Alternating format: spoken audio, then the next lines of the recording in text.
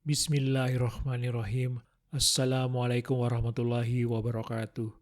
Sahabat Al-Quran yang berbahagia, hari ini insya Allah kita akan melanjutkan membaca terjemahan dan tafsir dari firman Allah Subhanahu wa Ta'ala dalam surah Al-Baqarah tentang keesaan Tuhanlah akhirnya yang menang.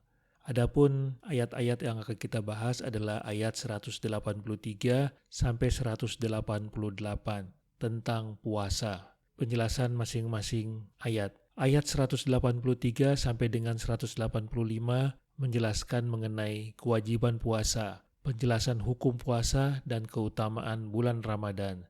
Ayat 186, keutamaan doa dan syarat-syarat diijabahnya doa. Ayat 187 tentang kesempurnaan hukum puasa. Ayat 188 keharaman memakan harta manusia dengan cara batil. Mohon dapat mengikutinya sampai selesai.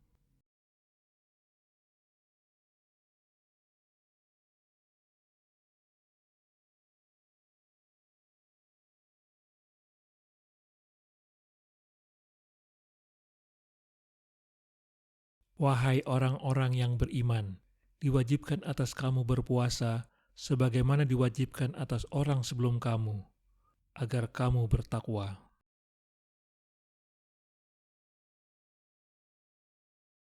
Wahai orang-orang yang beriman, diwajibkan atas kamu berpuasa, guna mendidik jiwa, mengendalikan syahwat, dan menjadarkan bahwa manusia memiliki kelebihan dibandingkan hewan, sebagaimana diwajibkan atas orang-orang sebelum kamu dari umat para nabi terdahulu, agar kamu bertakwa dengan melaksanakan perintah dan menjauhi larangan Allah.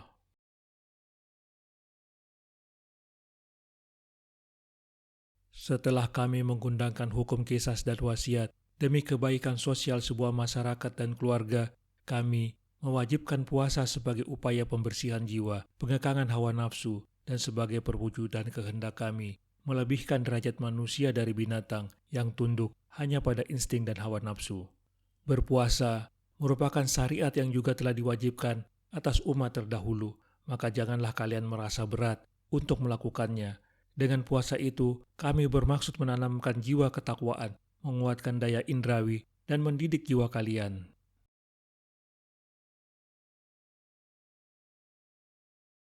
Yaitu beberapa hari tertentu.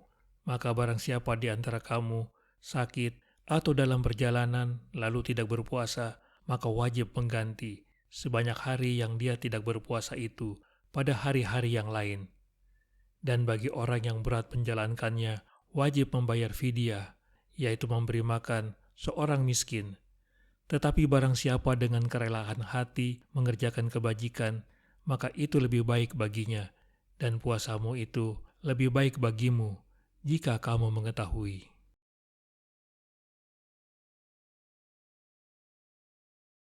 Kewajiban berpuasa itu beberapa hari tertentu pada bulan Ramadan.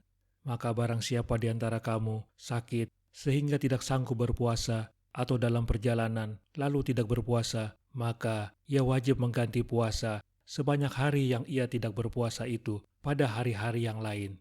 Dan bagi orang yang berat menjalankannya karena sakit berat yang tidak ada harapan sembuh atau karena sangat tua, wajib membayar fidyah atau pengganti, yaitu memberi makan kepada seorang miskin untuk satu hari yang tidak berpuasa itu.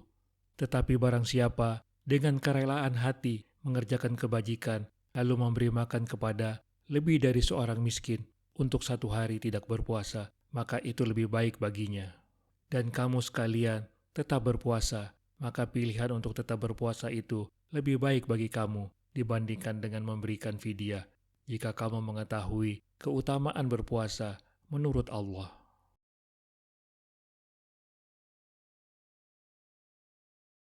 Allah mewajibkan kalian berpuasa di hari yang terbatas hitungannya.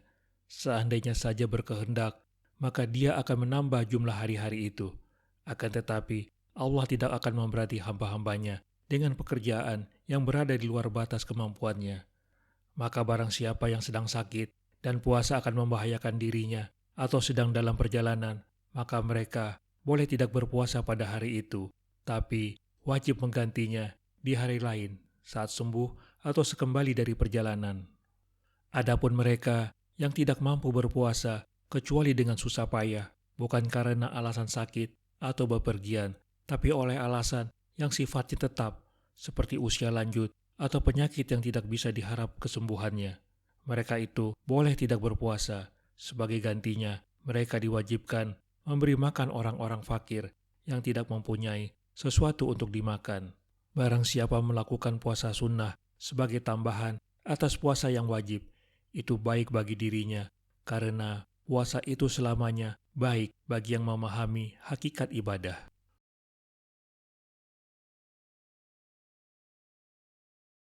Bulan Ramadan adalah bulan yang di dalamnya diturunkan Al-Quran sebagai petunjuk bagi manusia dan penjelasan-penjelasan mengenai petunjuk itu dan pembeda antara yang benar dan yang batil.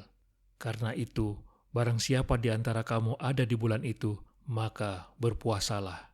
Dan barang siapa sakit atau dalam perjalanan, dia tidak berpuasa, maka wajib menggantinya sebanyak hari yang ditinggalkannya pada hari-hari yang lain. Allah menghendaki kemudahan bagimu dan tidak menghendaki kesukaran bagimu. Hendaklah kamu mencukupkan bilangannya dan mengagungkan Allah atas petunjuknya yang diberikan kepadamu, agar kamu bersyukur.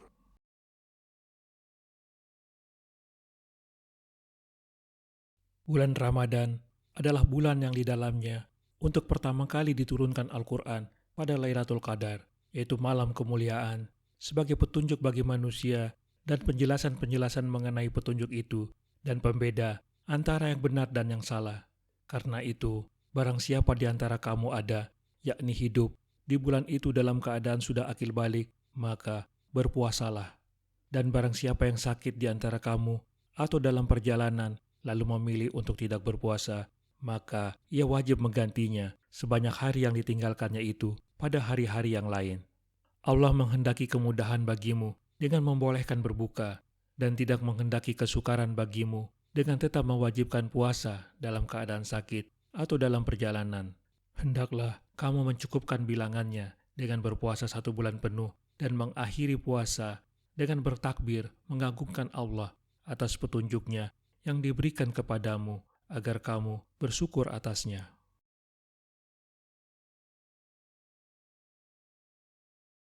Waktu yang ditetapkan Allah sebagai hari wajib puasa itu adalah bulan Ramadan yang sangat tinggi kedudukannya dalam pandangan Allah. Di bulan itu, Allah menurunkan Al-Quran sebagai petunjuk bagi semua manusia menuju jalan kebenaran melalui keterangan-keterangan yang jelas sebagai pengantar menuju kebajikan dan pembatas antara yang benar, hak dan yang palsu, batil, selamanya, sepanjang masa dan usia manusia. Maka barang siapa yang hadir menyaksikan bulan ini dalam keadaan sehat dan tidak sedang dalam perjalanan, maka ia wajib berpuasa. Tapi barang siapa yang sakit dan puasa akan membahayakan dirinya atau sedang dalam perjalanan, ia diperbolehkan tidak berpuasa, tapi tetap diwajibkan mengganti puasa yang ditinggalkannya itu pada hari yang lain. Allah tidak ingin memberati hambanya dengan perintah-perintah, tapi justru Dia menghendaki keringanan bagi mereka. Allah telah menjelaskan dan memberi petunjuk tentang bulan suci itu, agar kalian melengkapi jumlah hari puasa dan membesarkan nama Allah atas petunjuk dan taufiknya.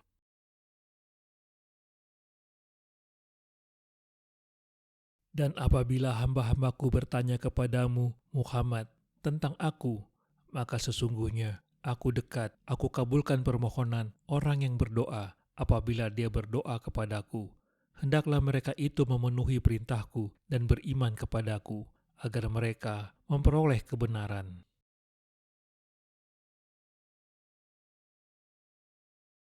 Dan apabila hamba-hambaku bertanya kepadamu, Nabi Muhammad, tentang aku, karena rasa ingin tahu tentang segala sesuatu di sekitar kehidupannya, termasuk rasa ingin tahu tentang Tuhan, maka jawablah bahwa sesungguhnya aku sangat dekat dengan manusia. Aku kabulkan permohonan orang yang berdoa dengan ikhlas. Apabila dia berdoa kepadaku dengan tidak menyekutukanku, hendaklah mereka itu memenuhi perintahku yang ditetapkan di dalam Al-Quran dan diperinci oleh Rasulullah, dan beriman kepadaku dengan kukuh agar mereka memperoleh kebenaran atau bimbingan dari Allah.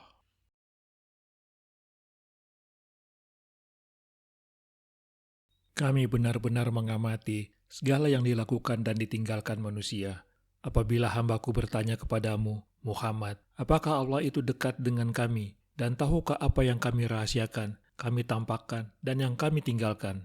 Jawablah, sesungguhnya kami dekat dengan hamba-hamba kami, lebih dekat dari yang mereka sangka. Buktinya bahwa doa seseorang akan sampai pada Allah dan dikabulkan pada saat ia berdoa. Maka jika Allah telah memperkenankan dan mengabulkan doa mereka, hendaknya mereka itu membalasnya dengan iman dan ketaatan, karena hal itu akan menjadi jalan kebenaran dan kebaikan mereka.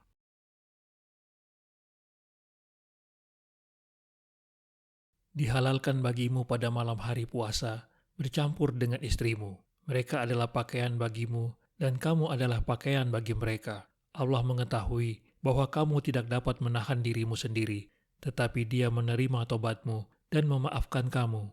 Maka sekarang, campurilah mereka dan carilah apa yang telah ditetapkan Allah bagimu.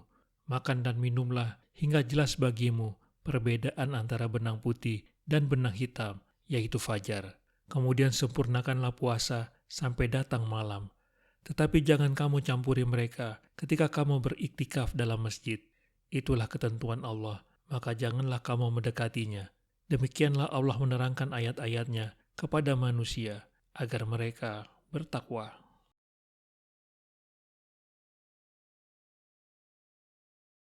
Dihalalkan bagimu pada malam hari bulan puasa untuk bercampur dengan istrimu. Semula hanya dihalalkan makan, minum, dan mencampuri istri hingga salat Isya atau tidur. Setelah bangun tidur semuanya diharamkan. Umar bin Khattab pernah mencampuri istrinya. Sesudah salat Isya, beliau sangat menyesal dan menyampaikannya kepada Rasulullah. Maka turunlah ayat ini yang memberikan keringanan. Mereka adalah pakaian bagimu yang melindungi kamu dari zina, dan kamu adalah pakaian bagi mereka yang melindungi mereka dari berbagai masalah sosial. Allah mengetahui bahwa kamu tidak dapat menahan dirimu sendiri untuk tidak berhubungan dengan istri pada malam bulan Ramadan, tetapi Dia menerima tobatmu dan memaafkan kamu karena kamu menyesal dan bertobat kepadanya. Maka sekarang, campurilah mereka dan carilah apa yang telah ditetapkan Allah bagimu dengan mengharapkan keturunan yang baik. Makan dan minumlah dengan tidak berlebihan hingga jelas bagimu perbedaan antara benang putih dan benang hitam, yaitu fajar, untuk memulai puasa. Kemudian sempurnakanlah puasa sampai datang malam yang ditandai dengan terbenamnya matahari. Tetapi jangan kamu campuri mereka ketika kamu beriktikaf dalam masjid pada malam hari Ramadan. Itulah ketentuan Allah, maka janganlah kamu mendekatinya, yakni istri ketika beriktikaf, apalagi berhubungan intim. Demikianlah Allah menerangkan ayat-ayatnya kepada manusia, agar mereka bertakwa, menjaga, dan mengendalikan diri dengan penuh kesadaran.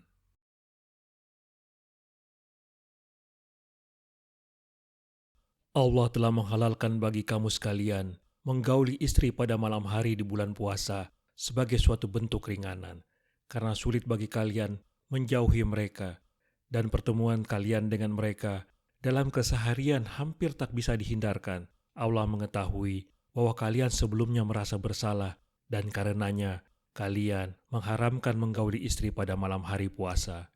Allah telah mengampuni sikap berlebih-lebihan yang kalian lakukan itu. Kini setelah penghalalan itu menjadi jelas, pergaulilah istri-istri kalian itu, makan dan minumlah pada malam Ramadan, hingga muncul cahaya fajar yang berbeda dengan kegelapan malam, sebagaimana jelas perbedaannya antara benang putih dengan benang hitam.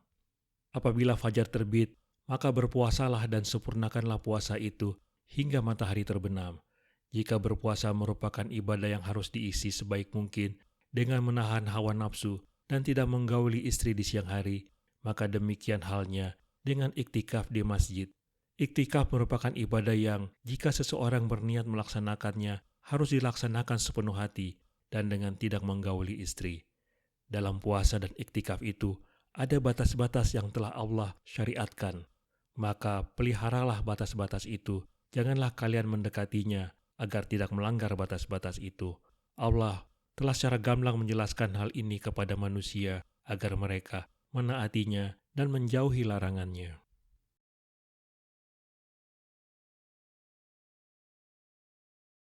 Dan janganlah kamu makan harta di antara kamu dengan jalan yang batil.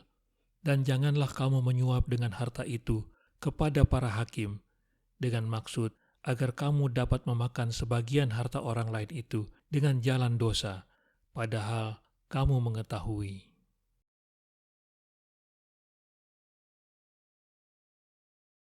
Dan janganlah kamu makan harta di antara kamu dengan jalan yang batil, seperti dengan cara korupsi, menipu, ataupun merampok. Dan jangan pula kamu menyuap dengan harta itu kepada para hakim untuk bisa melegalkan perbuatan jahat kamu, dengan maksud agar kamu dapat memakan, menggunakan, memiliki, dan menguasai sebagian harta orang lain itu dengan jalan dosa karena melanggar ketentuan Allah. Padahal kamu mengetahui bahwa perbuatan itu diharamkan Allah.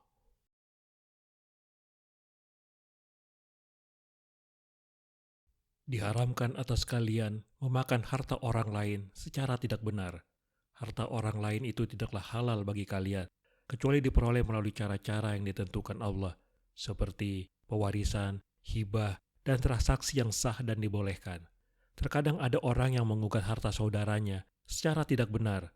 Untuk mendapatkan harta saudaranya itu, ia menggugat di depan hakim dengan memberi saksi dan bukti yang tidak benar, atau dengan memberi sogokan yang keji. Perlakuan seperti ini merupakan perlakuan yang sangat buruk yang akan dibalas dengan balasan yang buruk pula. Ayat ini mengisyaratkan bahwa praktek sogok atau suap merupakan salah satu tindak kriminal yang paling berbahaya bagi suatu bangsa.